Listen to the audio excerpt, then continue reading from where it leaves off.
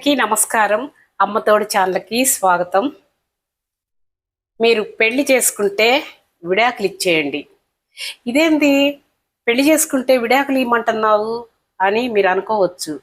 కానీ పెళ్లి చేసుకున్నోళ్ళు చిన్న చిన్న కారణాలతోటి భర్త బాగా చూడట్లేదని, ప్రేమగా లేడని, తాగుబోతాడని, తిరిగిపోతాడని, సంపాదన లేనోడని ఏమేమో చిన్న చిన్న కారణాలు చెప్పి విడాకులు ఇస్తుంటారు.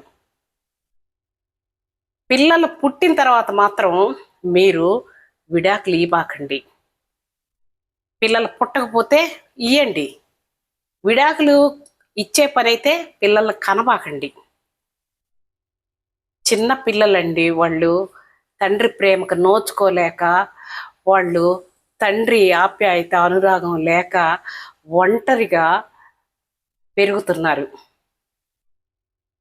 స్కూల్కి వెళ్తే ఎంతోమంది తండ్రులు బైకుల మీద, కార్ల మీద తీసుకొస్తుంటారు.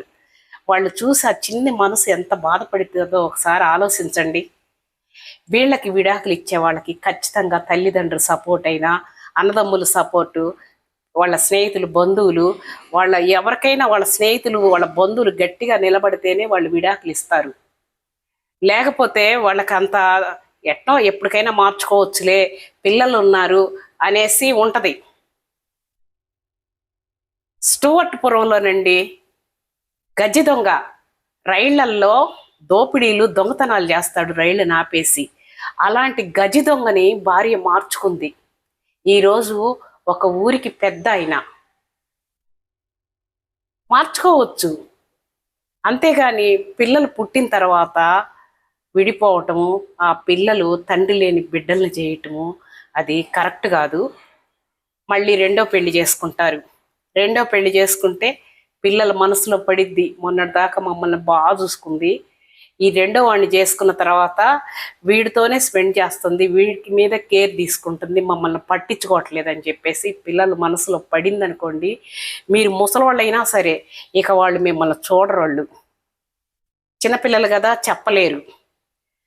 భర్త చనిపోయిన స్త్రీని అయ్యో చిన్న వయసులోనే చచ్చిపోయినాడు పాపం భర్త, అయ్యో ఎంత కష్టం వచ్చింది ఈ అమ్మాయికి అని అంటారు. అదే భర్త వదిలిపెట్టిన స్త్రీనైతే ఏమంటారు, దానికి ఒళ్ళు బలిసి మంచి కాపురం పోగొట్టుకొని విడాకులు ఇచ్చింది, బరితెగించి తిరుగుతుంది బజార్లలో అని చెప్పేసి అంటారు. అంత తేడా ఉంటుందండి. కానీ ఈ సవతి తండ్రి పెళ్లి చేసుకున్నాక ఈ పిల్లలను చూస్తాడన్న నమ్మకం లేదు.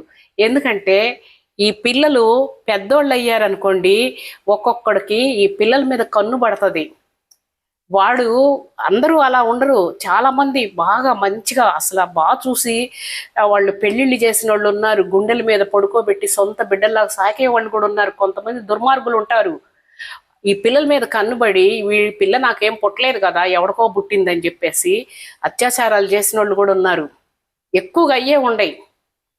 అప్పుడు కోర్టుల చుట్టూ, పోలీస్ స్టేషన్ల చుట్టూ తిరగలేక చచ్చిపోద్ది. ప్రతి ఆడదానికండి భర్త అనేవాడు గొడుగు.